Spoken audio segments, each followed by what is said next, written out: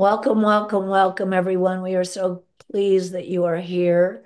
We have our wonderful Nathan Turner with us again, who lives in Canada.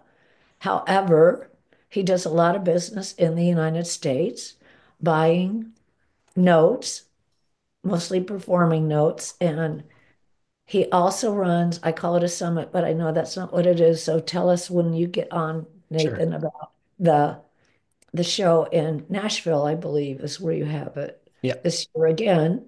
And they do these silly things, which I think, because I'm a girl, they throw axes. I mean, this is a total guy thing. I say that, but one of the gals I met earlier this year loves to participate in throwing axes. So Yeah. just say it's just me. I'm not good at Yeah, that. that is not just a guy thing. I know a lot of ladies who do that. It's really popular here in Virginia. It's Yeah. well, Yeah. okay, Yeah. well, us crazies. I know the guy who started one. They're doing incredibly well. So, Mhm. So I have this quote, which is really who Nathan really is. Wisdom is the supreme part of happiness. Success is dependent on effort. hmm. So what I've already said what I know about Nathan. He's from Canada. He's got children. He's teaching about money, making a great life for them. And he's been in this business for quite some time. He has a course he offers, and he also has a summit he offers. So, Nathan, if you'd like to expand a little bit on that, you're welcome to do that. And it's all yours. Take it away. Well, Thank you very much. I'm glad to be here. You said you had somebody under 20. Is that Christina? That's That's Vanessa. Vanessa. Okay. Christina just looks young. Christina is young She's and sideways. beautiful. But I've got, yeah, three kids, 19, 17, and 15. I wish they were more interested in this, but they're kids.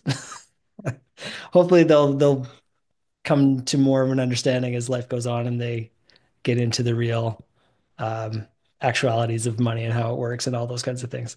But we'll see. But yeah, Nathan, I live just outside of Calgary, Alberta, which is close to Banff, if people are familiar with that. And we're about a little over an hour away from Banff, and it's as beautiful as you've seen in the pictures. If you've never been there, it really is that pretty. So I highly encourage and invite people to come up and just see it because the pictures never do it justice. So yeah, I'm going to talk a little bit about notes today and kind of my experience over the years and where I've come from and what I am doing, what I do today. So let me share screen.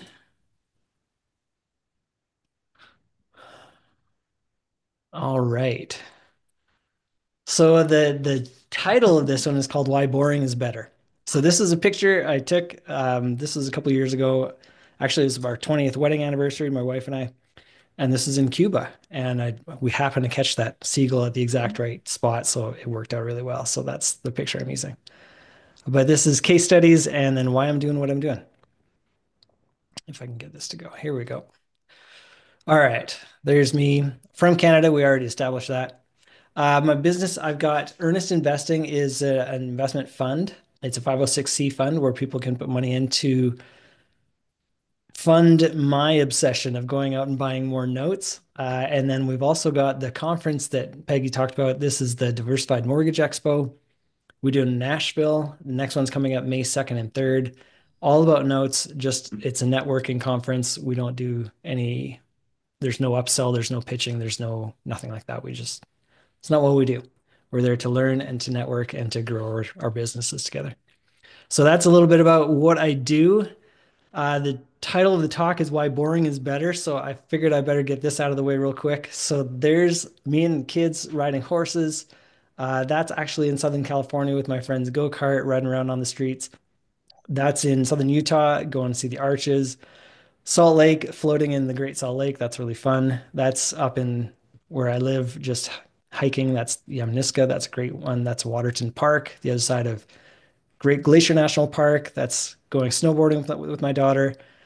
That is waterfalls. That's snowboarding again, rock climbing, axe throwing.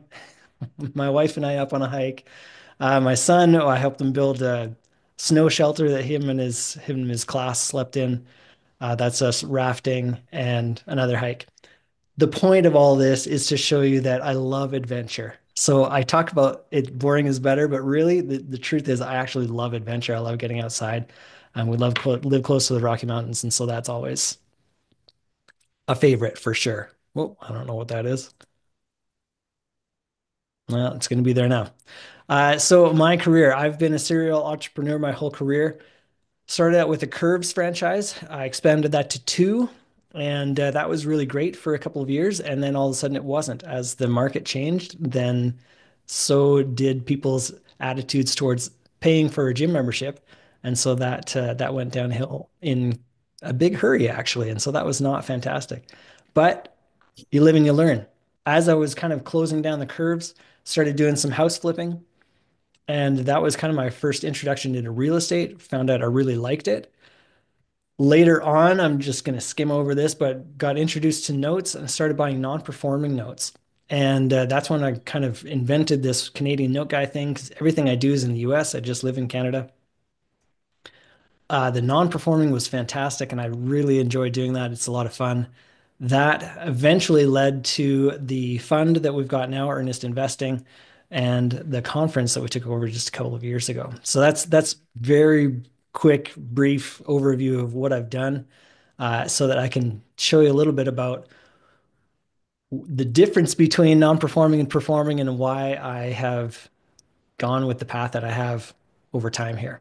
So, we want to look at some of the pros and cons of non-performing notes. Some of the pros: higher rewards. It is higher risk, but it's also higher reward.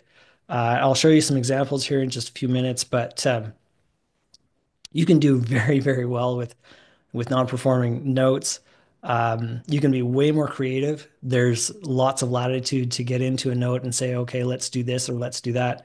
If you're working on, for example, just a modification with a borrower, that the sky's the limit. If you can dream it and if you and the borrower can agree to it, then that's what it will be going forward. So you can get very creative and have a lot of fun with that. That's been really cool. Lots and lots of exit strategies, Can you especially with the explain what a non-performing. modification is for our younger Yeah, people? sure. When somebody's not making payments and then I buy the note, then I'll talk to the borrower and say, okay, so this isn't working. You're not making payments. What are we going to do to get you back on track?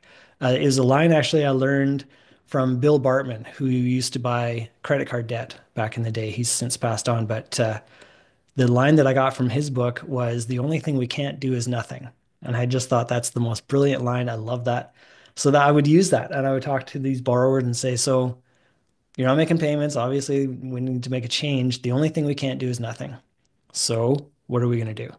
And we would come up with a solution together on how we were going to get them back on track making payments. And almost always, like 99% of the time, if we can start a conversation, we can finish it with some kind of a agreeable outcome, including them staying in their house. That's typically how that would go. Lots and lots of exit strategies. If we're not doing a modification, we're helping them move out of the house if they want to. If we need to do a foreclosure, we can, but that's kind of the last resort. There's lots of other things we can do before it ever gets there. So that's fun. Again, that kind of that creativity. Back when I started, availability was a huge pro. There were tons and tons of these. So I got started late 2009, early 2010 is when I bought my first non-performing note, and there were thousands of them. So pricing was great. They were all over the place, and you could jump into it at a very affordable cost. And so that was what there was. So at the time, availability was a huge pro. I'll look at a couple of the cons. The biggest one is they're way more work. You get a non-performing note, and then now you've got to do something. You can't leave it just non-performing. So what's next? And then figuring out what it's going to be. It's very hands-on. You can still do it from a distance like I did, but it's a constant something. Either you're talking to the borrower, or you're talking to an attorney, or you're talking to realtors, or you're talking to somebody, and you're trying to get something moving on this and moving forward. And so that's a lot more work. The other thing that's, I would say, the biggest con for non-performers is it's very unpredictable. You don't know where it's going to go. And so your timelines are all over the place and you have no idea what you're going to make. You can get into a non-performing note and think you know where it's going to go, and then it'll change directions 3 times before it finally settles. So it's very difficult to do that.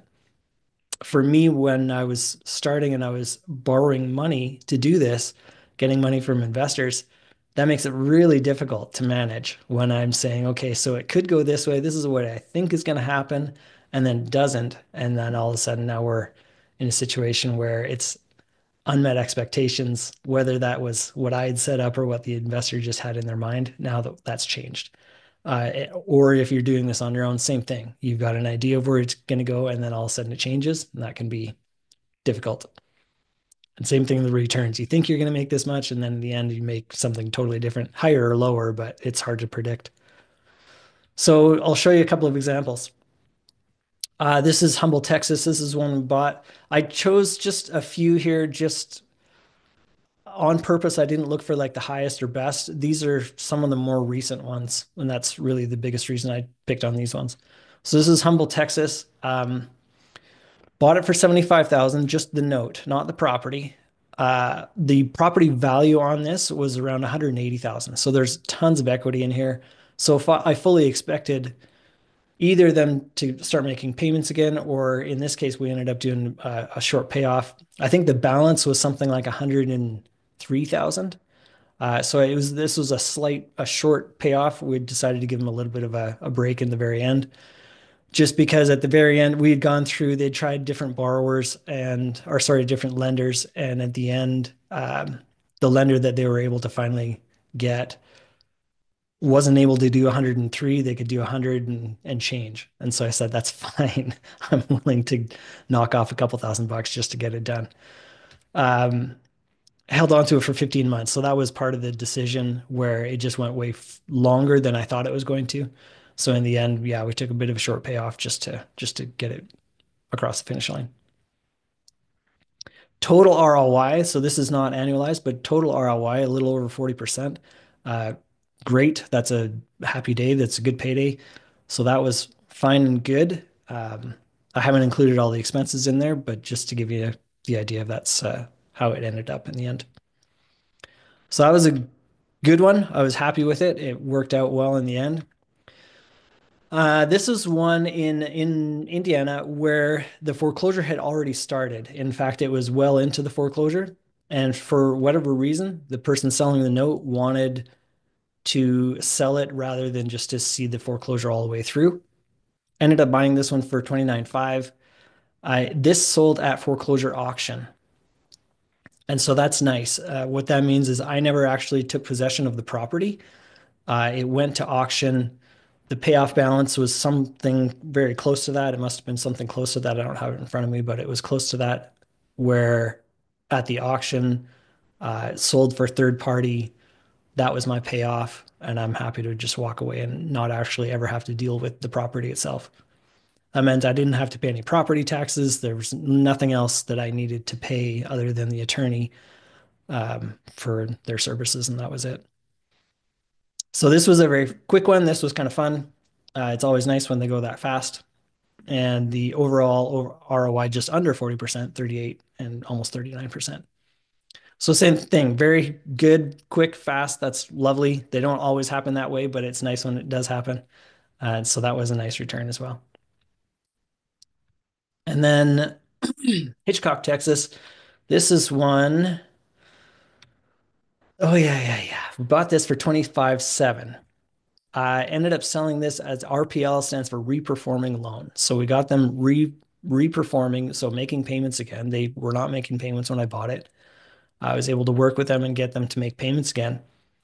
And keen-eyed observers would say, wait a second, you sold that for less than you bought it. That is correct, because over time, I collected roughly 18 months worth of payments. I collected over $15,000 in payments. I'm totally happy to do that, because then by the time I sold it, I've got a 35% ROI. And again, this is not annualized, but just to give you an idea, that is something that can happen.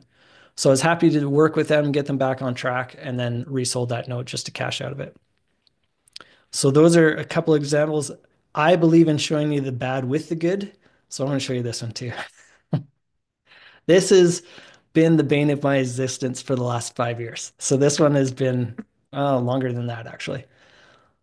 Bought this note. This is in Chicago. Bought this note on the property. Same kind of situation as that Indiana one. It was right near the end of the foreclosure. So normally I actually stay away from Indiana or from Illinois, but because it was at the tail end of the foreclosure and the numbers looked good as far as property value, I said, great, let's do it. At the time, market value was about 67,000. This has been going on for a very, very long time. The foreclosure got pushed out and pushed out and pushed out. By the time it finally completed, the foreclosure ended in February of 2020. The very next month, everything shut down, the whole world shut down, and I was not able to do anything at all. That being said, I actually had this sold. I had listed it for sale and had somebody agreed to buy it in July of 2020. And when they were doing their home inspection, they found out somebody was living there. And I went, oh no.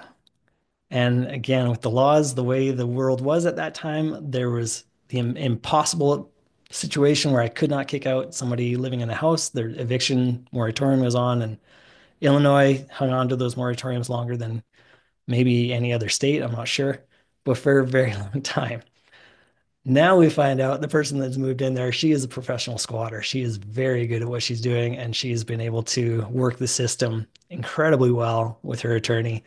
So this is ongoing. I think we're right at the end of this. We've got a eviction judgment November 2023. So it's been a little over a year, almost a year and a half now, where we actually have the eviction judgment, and now it's just a matter of actually getting it to go through. She's been kicked out of the house 3 times. She's managed to get back into the house somehow each time, and I don't know. It's just a mess. So my point is they're not all fantastic. They're not always great. The good news on this, the silver lining is the property value on this has more than doubled. So the house is worth more than $200,000 today. Great. So when she finally gets kicked out, I anticipate that being in the next month or two, I hope. And then I can sell this property and we'll still do okay overall. But it has been an extremely long road and it has not been a lot of fun. So that can happen. It's extremely rare and, almost never happens, but it can happen. So I think that's important to know. Performing. We'll shift gears into performing and see some pros and cons of that. So some of the pros, far more predictable. If somebody's making payments and they've been making payments for a number of months, they're much more likely to continue making payments. So it's way easier to see what's coming and on a pretty reliable basis. You know that the people that have been making payments on a regular on-time basis will probably continue to do so. There's no guarantee there, but way more predictable than a non-performer. Much less work. Once they're performing and they're doing what they're supposed to be doing, there's not a whole lot to do. You've got to kind of stay on top of things, make sure you're watching and they're making payments on time, but really there's not a lot to do with that until they stop making payments, and then the work begins again. Way more steady. Like I say, you can kind of more or less know what you've got coming in next month. These are long-term, which I think is a good thing. You can stick this into an IRA, for example, and it'll just continue to pay out in your IRA and make money tax-free. That's a good thing. And then availability, this is the interesting thing. As the economy has changed, now these are actually much more available than the non-performers. So the non-performers for a long time, there were thousands and thousands of them. So there's a lot that we had to look at. Today, those non-performers are much more rare. They're still out there, and I think we're starting to see a rise in those. But currently, right now, these performing notes are definitely much more available. Mostly seller finance. That's what we're seeing a lot being bought and sold. I'm a big fan of the seller finance. That's what I got started doing. And so I'm very comfortable and I know what I'm looking at. So some of the cons, continual restoration. So for this is a me problem, but in the fund, because it's a fund, I'm borrowing money. I have to be able to get my investors' money back out.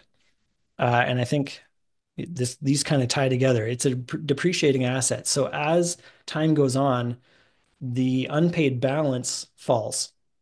So there's no appreciation on this. This is just something that will pay for the next, 20 or 30 years, or maybe 5 or 10. We don't know, but it'll continue to pay until either there's a refinance or they're paid off or there's some event that kind of brings it to a close. At that point, I'm not getting any of the capital back out. I've received that capital back over time.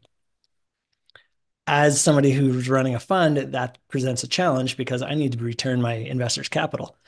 So what I have to do is look at the amortization chart. So if I buy it today at 30-year amortization, there's 30 years left to make payments. I have to look at that and say, okay, so after whatever it is, 1 year, 2 year, 3 years, what's the balance after X number of months? And is that balance at a point where I can resell that note for whatever I bought it for? So, of course, at the beginning of a mortgage, your balance drops very, very slowly. Most of your payment is interest. So I'm always looking at that and saying, okay, so as that drops, where does it drop to a point where here's where I need to sell it so that I can get all the money back out? And that's part of my job, part of my challenge in running the fund. So that's one of the cons. So I'm always having to stay on top of that and making sure that it's being replenished. A couple of examples. These are a couple of notes I have right now. This is Florence, South Carolina. This one's actually for sale because it's gotten to that point where I need to sell it to get the money back out. Bought this for 65,000. The original balance was 80,000. It was at the interest rate on this, I believe, is at 10%, if I'm not mistaken. Bought this one in August. I've had it about 15 months now. The yield on this was 13.74. So the interest rate, like I say, I think it was about 10%, but because I bought it at a discount, my yield actually goes up. My return is up. So this is one that I have that's actually for sale now because it's gotten to that point where I need to sell it. If I sell it in the next couple of months, I can still sell it at 65,000 at a 12% yield out to somebody else, and that's still a pretty good deal. And then I've got one other one to show you. This is a lovely piece of dirt in Charlotte, North Carolina. Bought this. This is also 65,000. Original balance is $1 million. This is one where I bought a piece of a loan. So this was a multi-family project, and I'm buying a piece of it. So it goes by different names. We'll call it a hypothecation. That's kind of the most common term these days. But I'm buying a piece of this loan. So I'm buying a piece of the loan. That's the easiest way to explain that. Just did this one in December this last year, and it's a just under 12% yield. The way this one is structured is a short-term loan. So after 12 months, the term is due and they refinance and I get paid back everything that I had into it. That's 65,000 plus I've collected those payments over time. Will they have the property built by then? Yes. Yeah. And Yes, they'll do a refinance. right. If they don't, if there's some reason why they don't, then if they want to renew, then it's an extra point to renew it, and I get a piece of that as well. So that's kind of the And you have that built right into the compensating loan. factor. Correct. Yeah. Thank you. Yeah.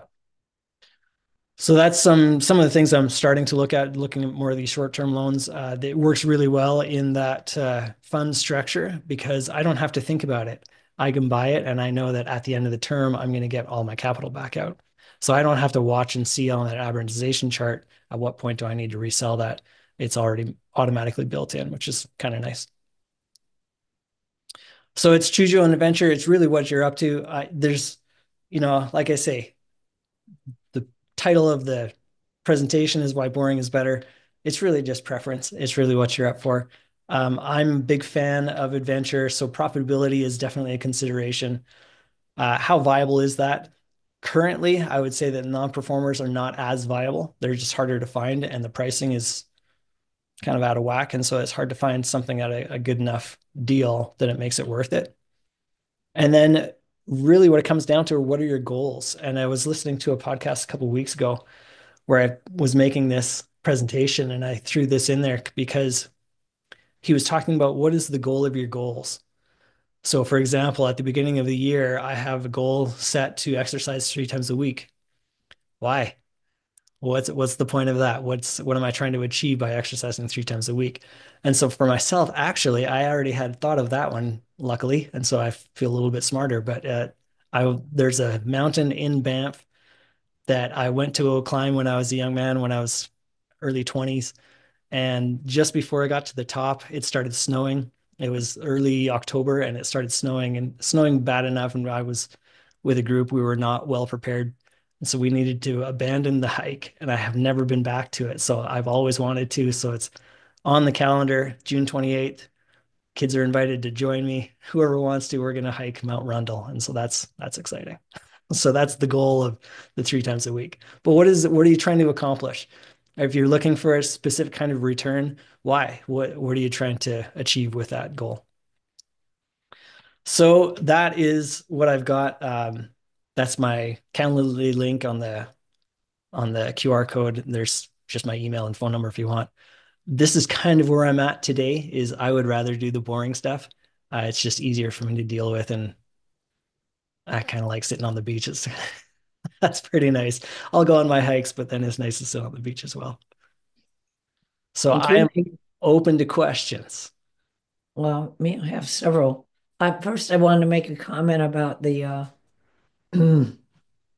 gal that picks the locks. Yeah. Yeah, I would just suggest you get a detective or somebody that'll sit on the house until you have got it so that she can't get back in. And it might We cost a few bucks, but it's better to have somebody yeah. letting her know that she can't get back in. Come Yeah. with Oh her man, alarm. it has been a thing. I do have somebody lined up. This Mm. next time that she's out, yes, we've got somebody lined up that'll move in with a month-to-month lease so that she's now trespassing and she can be arrested and kicked out. And so Are they hopefully that permanent goes or much just smoother. are they permanent or short term? Pardon me? Is this person permanent or short term? Just The coming one that's going to move in for me, yeah, they're just short term, just while okay. we're selling the Getting the house, and mess. then that's it. And then That's I'm great. walking away. I know some of you have questions, so you can put your hand up. You know, there's the hand at the below. But I did want to say, uh, Nathan uses ROI all the time when he's saying return on investment. So when Yes. he's showing it's a 44%, that means he did get his investment back. So that's the return of the investment. Unfortunately, they're both the same letters, ROI, return of the investment. But his 44% is the return he got on his investment. So when he Right. put $44,000 in, his return was, I don't know, 44% or whatever. Yeah. So Yeah. that's how Good you clarification. Thank calculate you. if something's when you're doing your due diligence on something, you want to look at what that return is and is it worth waiting for that return to come? And a lot of times you don't actually know what the return's going to be until, in this case, you sell the property or you sell the note, Hmm. depending. So those are questions to ask before you buy a note, or if you're going to go into a fund where they're doing notes, you want to ask those questions. And I'm Yeah, sure you will hear it depends. Uh, for sure. Yes. sure. So Tina, did you have oh, Tina, Eugene? Let's go ladies first. Tina, Yeah. you're Unmute muted. there. You need to unmute yourself, please. Oh, thank you. Sorry about that. I said I had my hand up, but I didn't know how to do it. So I asked the question in the chat. How do you get a hold of these great deals? Because I've never heard of being able to buy a house for $65,000 Yeah. or That's anywhere. that's the golden question. It's a lot of networking. Okay. Um, I would say there, like for notes, there's not a lot of like, there's not really an MLS. There's not a Okay. lot of places where you can just find it online. So it's a lot of networking, a lot of just talking to people that Want know, to get you out. know, that Okay. you get to know the people that know. There, I'll give you one website where it's an online platform where people can go and just list their notes. Oh, The okay. the caveat on that is anybody can go and list a note. So it's not necessarily a good A deal. good one. It's Okay. just somebody's note that they've got listed for sale. But it's paperstack.com. And that's paperstack with no K on the end. Let's But see. it's a good one. You can go and just peruse. That's that one note that I've got for sale. I threw it up on there because Okay. It's about it's paperstack.com. Okay. most eyes on that. Okay. Thank you. Yeah, That's great. that's the golden question though, for sure. Okay, Tina, thank you. Eugene and Christina. Nathan, good to see you again. Yeah. I don't have a question, but I am in Chicago. Okay. So as you were telling your story, the first, I think it was the first three properties I purchased here had squatters. Mm. I'm going to tell you what I did. Mhm. Uh, and I never saw these things until I moved to Chicago. The steel doors, We, we actually did we that. put, yeah, we put those on our properties. Yeah. It cannot get in. Those doors, they got to make sure you put them on when they're out Yeah. and about because they can get locked in. But that's what I did. As soon as we found the squatter, we called the steel door people. They would wait till they Yeah. left for one reason or another. They put now it cost me more money, but Oh, anyway. I'll tell you, this lady's good. So we did that. The last time that we had her kicked out, the sheriff was there, the whole 9 yards. She had to leave the property. We had the steel doors on immediately. Without notifying me or my attorney, she was able to get in front of a judge and claim Oh, whatever she claimed and was able to get a restraining order against me on Oh, my own house. Like it's wow. insane. This has gone around and round in circles for so long. But anyway, yeah. But I appreciate that. Thank you. yeah. If you need help in Chicago, let me know. I'm here. Okay, All thanks. right. Wow. Unbelievable, It's Christina. been it's been a thing. Yeah. Can I ask you how long that's been going on? She moved in it was April of 2020. So coming Wow. up on Made it 5 COVID. years. Wow. 5 years and you couldn't Yeah. get her out? No. The first Wow. 3 years it was COVID. We couldn't do anything about it Wow. Okay. Wow. if we wanted. And then so really we've been trying to get her out for 2 years and Oh, almost wow. almost there. Yeah. I had one that was 6 months and yeah, I got him out. We call Yeah. him every day. You get a property Ah, manager. You get it's them been out. insane. Yeah. Yeah, it's been crazy. Crazy. Christina, you have a question? You're muted, so take yourself off mute. Thank you. Hi, Peggy. And thank you for your great presentation. Yeah. My question, is it kind of a beginner question. How do you buy a note without a house? Just like a Great property note? question. So the note is attached to the property. So the note is backed by the property. The property is the collateral. So it's the mortgage that somebody got when they went to buy that property. They went to the bank, or in today's cases, a lot of the time it's just another individual, and they want to buy that property. Whoever it is lending says, okay, I'll give you this money, and in exchange, we're going to write up this set of terms and conditions where you're promising to pay that back, and that is the note. So then that note, as part of the note, it says that this address, the house that you're buying, is the collateral. So if something ever goes wrong, we're going to come after the house. So when I buy the note, that's what makes it for me really interesting is I'm buying just the paperwork that's attached to this property, but I don't actually go on title. The person living in the house, they remain on title the whole time. They're just making payments according to the terms of that note. And then that note can be traded from one person to another or one entity to another, whatever the case might be. Which happens all the time in the banking world. They're always You selling might have seen this on your own mortgage where you get a letter in the mail one day saying, you're no longer paying us, now you're paying somebody else. That's exactly what that is. So they sold the note off to somebody else.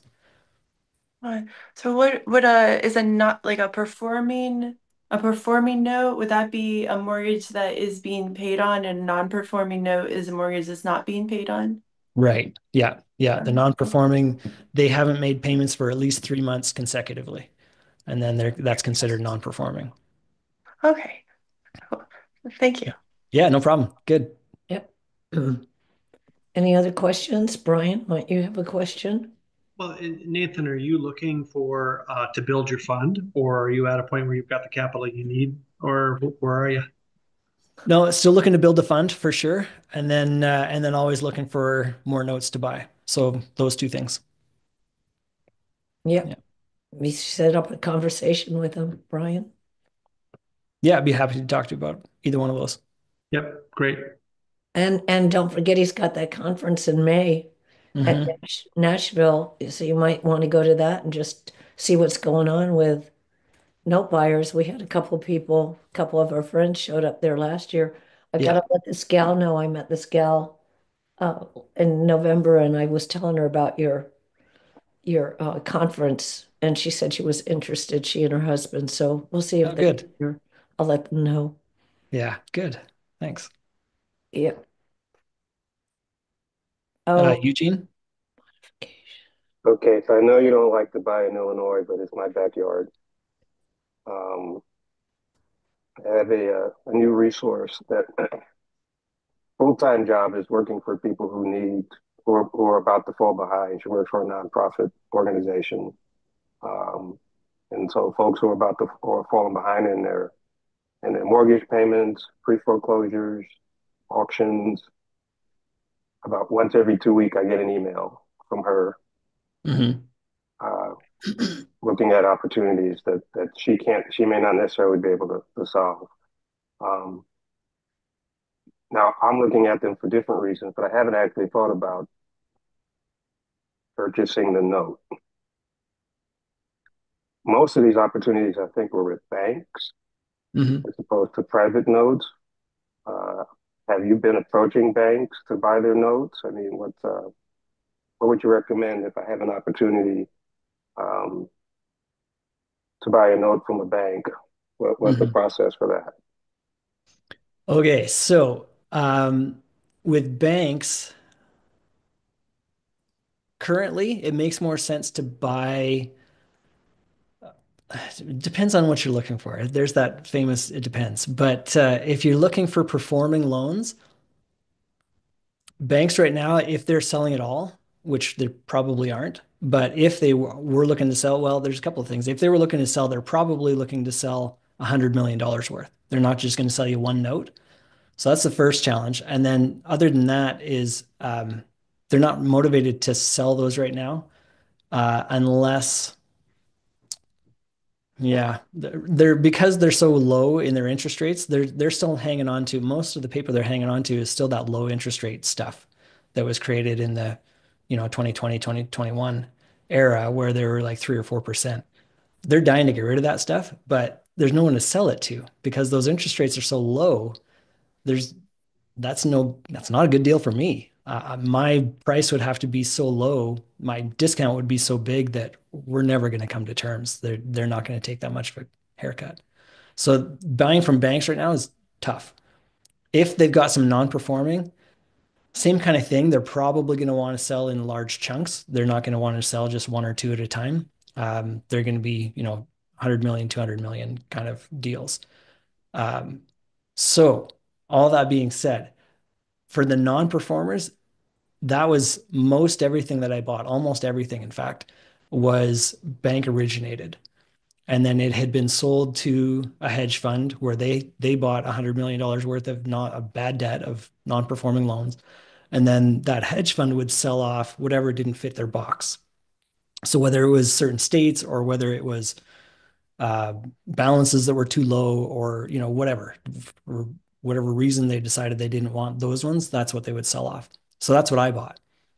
As time has progressed and as things have changed, now I'm mostly buying seller finance paper, uh, mainly because the interest rates are much, much higher. So if you got a seller finance note, banks right now call it 6.5, 7% interest rates on a seller finance deal. They should, if the seller financer knows what they're doing, they should be offering 8 or 9 or 10. They wouldn't, they're not going to try to compete the bank. They shouldn't be trying to compete with the bank on rates. Theirs is a premium product, so they're going to charge some kind of a premium. Because they're charging a higher interest rate, my target yield for the fund is 12%. So my discount is going to be a lot smaller. So hopefully that all makes sense. It made sense. I kind of knew the answer to the question, but I had to ask anyway. But Sure. yeah, thank you. Yeah. Yeah, you bet. Except banks will sell on a commercial property. They might sell the note if it's a Commercial is a different long-term story. loan. Yep. So a single family, yeah, they like that tape, sell the tape. Yeah. And That the commercial stuff, are you still seeing a lot of problem there's a loans? lot of empties, but I'm not really paying attention to that. So Yeah, I I haven't haven't seen any. either. I'm Right, curious. I'm in LA, so right now we're all looking at what are we going to do with 7,000 lots that have no Yeah. homes on Yeah. it? And then all the gougers are already out there, so we'll see. Sure. Yeah. Interesting. But so my theory, I don't have a theory on that, but yet because I don't know enough about the banking system, but a lot of people were retired that lost their home, Hmm. not going to go back. And if I had a note, I'd just walk away. I'd go buy what I wanted now, and I'd let that property go to foreclosure. And if those sharks are out there, they could buy that if they want. Hmm. That's because that's where it's going to go. The sharks are going to come in and buy the lots that people don't want to rebuild on. And it's not going to be an overnight thing. It's going to take years. People haven't decided what they're going to do yet. So it'll be really interesting to watch. But there's a lot of people that Yeah. have mortgages on their home. Yeah. So they're not retired. And are they going to rebuild? And then will they get the money because the insurance company Hmm. will offer that money, but it offers it to the bank and to the insured. And then what about, well, I had another thought and I forgot what that thought was. Oh my God, because I was struggling for that stupid word. Yeah, so we'll see what happens. Yeah. See That's what going to be happens. interesting to watch and see. Be very interesting. Hmm. Yeah, there's a lot of money owed. Oh, and then there's people that have reverse mortgages. Yes. And we'll have to see what happens with that because is the is the company going to allow the people to rebuild, take that money and rebuild? Right. Lots and lots of questions about this. And just such a huge, huge, huge amount of people are displaced right now. Yeah. Yeah. Huge mess. That's going to be an interesting one to see how it plays out. And I met a real estate gal the other night, and she told me that even after they tear down the houses, or well, there's nothing when they clean up the lot, Hmm. that the lots will be worth $1 million. And I'm like, I don't think so. They're not like big lots, they're small lots. So I don't That's my know. question is that going to reset the value of that neighborhood? I But wonder. Yeah. I Yeah. think Well, it's going to reset because yeah. that's the way the market goes. That's the way the Sure. economy works. When you've got 3,000 lots for sale all at the same time, or even Right. half of that, that really pushes the prices down. And Yeah. real estate agents just, no offense, do we have any here? Just like they just live in this bubble of a dream. Like Yeah. prices will never go down as we Yeah. watch them go down 5 or 6 times since I've been in the business. Oh, get real, lady. Yeah. Yeah. I do It'd understand be that they're going to interesting. write down the properties. Say That again. they are going to write down the properties. So if they were valued at $1 million, they're now going to reevaluate those So properties. what about the loans that are on them? Yeah, that's a definite question. Yeah. Right. So we should find somebody, Nathan, to figure all that out and come back on and talk about it. Yeah, that would be nice. I know a couple people were interested in selling their properties if you guys Yeah, are interested would be. Ah, in the he's Eden area. thinking. Hmm. He's thinking. I have one last Nathan, question. go We're Hmm. ahead. almost done, but I have one last question. And it's Sure. when I told you about the 101 recipes, Yes. uh, riches, 101 recipes for riches in real estate. Have you ever used any of your notes to acquire other things? I haven't, but I have talked to a few exchangers, and it's a very interesting. thing. I would be very curious. I don't think I'm qualified to go into the meetings right now. I know there was some qualifications you had to have to go into Real one of those estate, you meetings. have to have a real estate license to go to Yeah, the, that's not me. yeah, that's So, but I would love to be part of those and just to see what happens. And I think it's just so much fun. Just you can go and trade a boat for a house or whatever you want. yep, we can. Yeah, You got to know all the tax implications with that. But yeah, you could use, yeah, if all the notes were yours, you could take those notes and buy property with performing notes, yeah, right? And have no yeah, mortgage on the property. And maybe even the bank would take the notes. Who knows?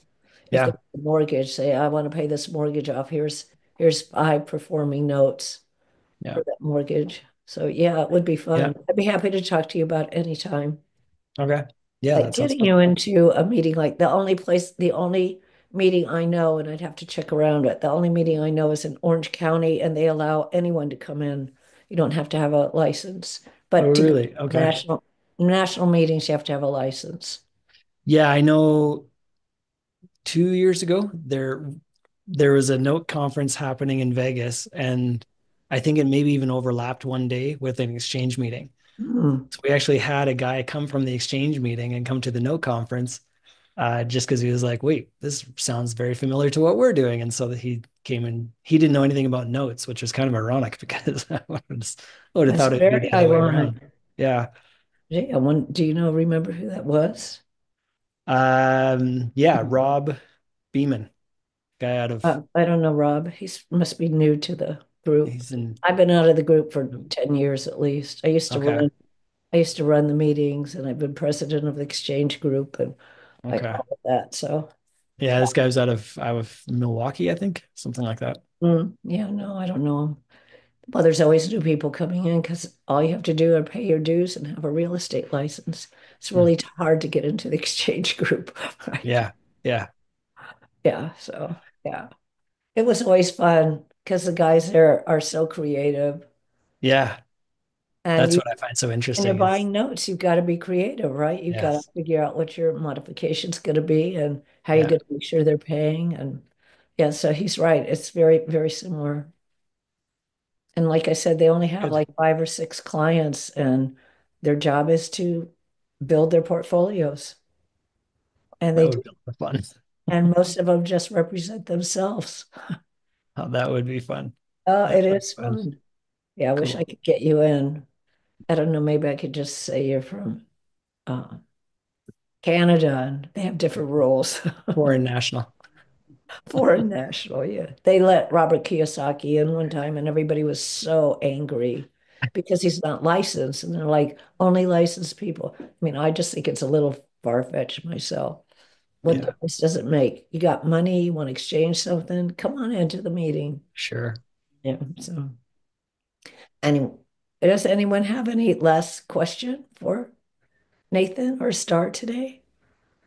Nathan, can I ask you a couple of questions? On your Yeah, sure. fund, those properties that you showed, are those part of the fund? And then how many of those notes slash properties are you managing at one time? Like how many of those do you have going? Yeah, great, good question. So the non-performers are not part of the fund, just those two performing ones at the end. Got it. Yeah, the fund has been set up just for performing notes. Like I say, it's just way easier to manage. Um, in the fund model, it just when we're looking at setting it up, we're trying to simplify life. And so coming up with that was important, just making sure we knew what was happening and so we could, yeah, relax a little bit. And then as far as managing, we're transitioning, we're still building up on the fund. Once it's fully funded, we'll have roughly 100, 120-ish, somewhere in that neighborhood, depending on what we're buying. But when they're performing, like I say, and I don't want to downplay my own role, but there's much less to do. There's still work and there's still things I got to stay on top of, but there's much less work to do. So it's easier to manage that many. Yeah, well, you got to collect money and you got to do all your bookkeeping, Hmm. all that. But there's no depreciation. Yeah, So that's in one sense, it's not so great, but on the other sense, it's a lot less work. it is. And so that's the trade-off. And so when people are looking at investing, my advice is with a fund like this one, it's we pay 8%. And as much as I'm not allowed to say guarantee, we pay 8%. It's what we do. And it's very, again, I don't want to get in trouble with SEC attorneys or anything, but it would be difficult for us not to pay 8%, honestly, just Could it be because more of than what we're that? buying and Could it be doing. more than, has it been more than that? We buy at a minimum 12, but then that's how we get paid is in that spread. Got it. Uh, Okay. so that 8% is really how we're able to make it happen. Yeah, we'll leave it at that. I got it. But that's what I was saying. So that's your 8% that you can more or less count on. Um, I would say a portion of that put into something like this, whether it's mine or somebody else's, but put it in something like that. If you want to do some kind of multifamily, if you want to do, I don't know, whatever you're going to do, other stuff that is maybe more speculative, where it's going to be something, a big payoff in 5 years or whatever it might be. Those are great. And I fully support those kinds of investments as well. But I wouldn't put all my eggs into that basket. I spread it out a little bit and make sure you got some diversification. Absolutely. Yeah, Yeah. absolutely. You just never know. Yeah. Yep. Yeah. Anything else, Stephen?